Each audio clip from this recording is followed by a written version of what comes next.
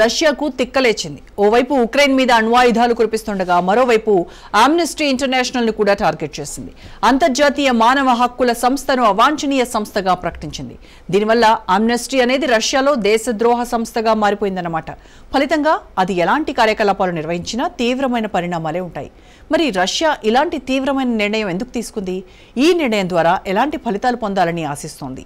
రాబోయే రోజుల్లో అంతర్జాతీయంగా రష్యా ఎలాంటి సవాళ్లు ఎదుర్కొనుంది? తీవ్రమైన నిర్ణయం తీసుకున్న రష్యాలో ఆమ్నెస్టీ కార్యకలాపాలపై నిషేధం. ఎలాంటి పరిణామాలకైనా ఓకే అంటున్న పుతిన్. రష్యా అధినేత పుతిన్ చాలా తీవ్రమైన నిర్ణయం తీసుకున్నాడు. రష్యాలో అంతర్జాతీయ మానవ హక్కుల సంస్థ ఆమ్నెస్టీ ఇంటర్నేషనల్ కార్యకలాపాలపై నిషేధాన్ని విధించాడు. ఆ సంస్థను ఓ అవాంఛనీయ సంస్థగా పుతిన్ ప్రభుత్వం అభివర్ణించింది. దీనివల్ల రష్యాలో ఆ సంస్థ కార్యకలాపాలను నేరంగా పరిగణిస్తారు. రష్యా 2015లో తీసుకొచ్చిన ఓ చట్టం ప్రకారం అవాంఛనీయ సంస్థగా ప్రకటించిన ఏ సంస్థ అయినా దేశంలో తన కార్యకలాపాలు నిలిపేయాలి. అలాగే దాంతో సహకరించే లేదా మద్దతునిచ్చే వ్యక్తులు 5 ఏళ్ల పాటు జైలు శిక్షకు గురయ్యే అవకాశం ఉంది. ఈ చట్టం కింద ఆమ్నెస్టీతో పాటు 223 ఇతర సంస్థలు, స్వతంత్ర వార్తా సంస్థలు, థింక్ ట్యాంకులు, యాంటీ కరప్షన్ గ్రూపులు కూడా ఉండడం విశేషం. ఆమ్నెస్టీ ఇంటర్నేషనల్ ని 1961లో స్థాపించారు. ఇది ఒక అంతర్జాతీయ మానవ హక్కుల సంస్థ. ప్రపంచవ్యాప్తంగా జరుగుతున్న మానవ హక్కుల ఉల్లంఘనల్ని డాక్యుమెంట్ చేయడం, అన్యాయంగా జైలు శిక్ష ఎదుర్కొంటున్న వారి విడుదల కోసం ప్రచారం చేయడం అనే కార్యకలాపాల ద్వారా ఇది ప్రపంచవ్యాప్తంగా ప్రసిద్ధి చెందింది. రష్యా ఉక్రెయిన్ యుద్ధం ప్రారంభమైన 2022 నుంచి ఆమ్నెస్టీ రష్యా యుద్ధ నేరాల్ని డాక్యుమెంట్ చేసింది. అందుకు బాధ్యులైన వారిని న్యాయస్థానం ముందుకు తీసుకురావాలని డిమాండ్ చేస్తోంది. మరోవైపు ఉక్రెయిన్ సైన్యం యుద్ధ వ్యూహాలు అంతర్జాతీయ చట్టాల్ని ఉల్లంఘించాయని ఆరోపిస్తూ 2022లో ఒక వివాదాస్పద నివేదికను కూడా విడుదల చేసింది.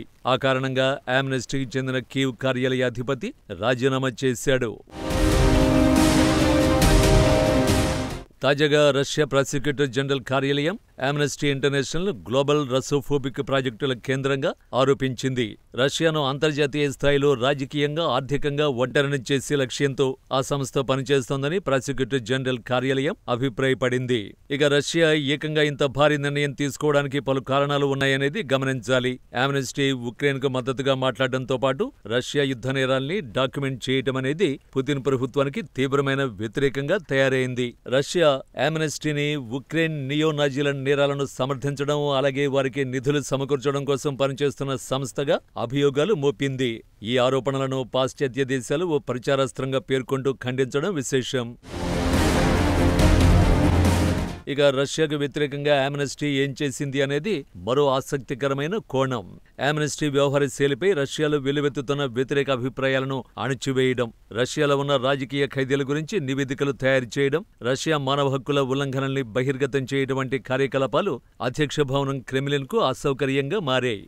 ఉదాహరణకు ఆమ్నెస్టీ రష్యాలో ఎన్నికల పర్యవేక్షకుడు గ్రిగోరీ మెల్కోనాన్స్కి విధించిన జైలు శిక్షను రాజకీయ ప్రేరేపిత చర్యగా ఆమ్నెస్టీ ఖండించింది.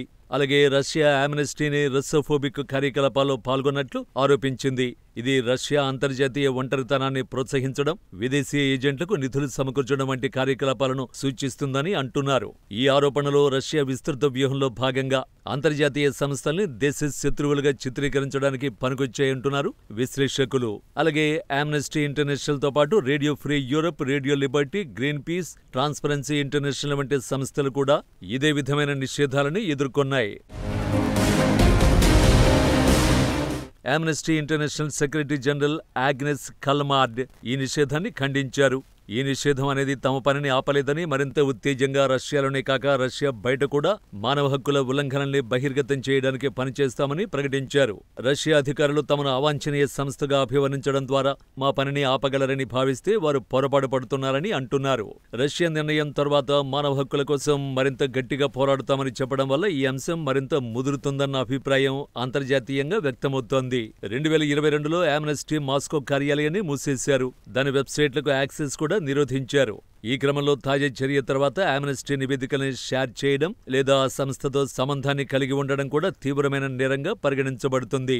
హ్యూమన్ రైట్స్ వాచ్ వంటి ఇతర సంస్థలు పుతిన్ చర్యను రష్యా మానవ హక్కుల ఉల్లంఘనల గురించి సత్యాన్ని దాచడానికి ఓ ప్రయత్నంగా పేర్కొంటున్నాయి.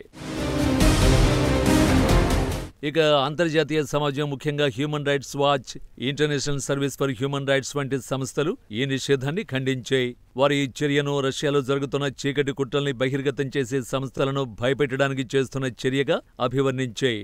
ఆసక్తికరమైన అంశం ఏంటంటే రష్యా ఆమ్నెస్టీని నిషేధించిన సమయానికే భారత్లో కూడా ఆమ్నెస్టీ ఇంటర్నేషనల్ అనేక వివాదాలను ఎదుర్కొంది. 2020లో భారత ప్రభుత్వం ఆమ్నెస్టీ ఇంటర్నేషనల్ ఇండియా బ్యాంక్ ఖాతాలను స్తంభింపజేయడం గమనించాల్సిన అంశం. దీన్ని ఆమ్నెస్టీ మానవ హక్కుల కార్యకర్తలపై ప్రభుత్వ దమనకాండగా పేర్కొంది. అయినప్పటికీ రష్యా నిషేధం లాంటి పూర్తి నిషేధం భారత్లో జరగలేదు. కానీ ఈ సంఘటన ఆమ్నెస్టీ కార్యకలాపాలపై ఖచ్చితంగా ఒత్తిడి తేవడమే కాక ప్రభావితం చేస్తుందని అంటున్నారు. ఇక ఈ నిర్ణయం ద్వారా రష్యా ఎలాంటి పరిణామాలు ఎదుర్కోవలసి ఉంటుంది అనేది మరో కోణం. రష్యాపై అంతర్జాతీయ మానవ హక్కుల సంస్థలు, పాశ్చాత్య దేశాలు, ఐక్యరాజ్య సమితి వంటి సంస్థల నుంచి తీవ్రమైన ఖండనలు ఎదురవుతాయంటున్నారు.